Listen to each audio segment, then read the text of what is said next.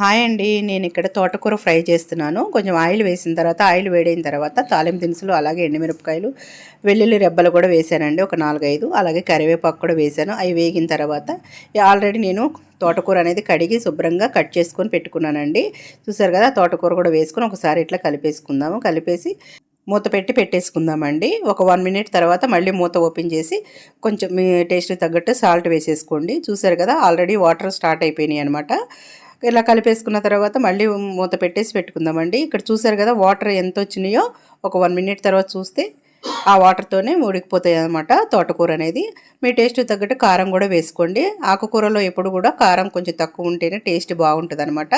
చూసారు కదండి, ఇలా మనం వేసినది ఆయిల్ వేసింది పైకి వచ్చేలాగా మనం ఫ్రై చేసుకోవాలి. ఆ తర్వాత సర్వింగ్ బౌల్లో తీసేసుకుంటామేనండి. వేడివేడి అన్నంలోకి కానీ చపాతీలో కానీ చాలా బాగుంటుందండి ఈ తోటకూర ఫ్రై అనేది. సింపుల్గా నేను ఇక్కడ వాడింది కూడా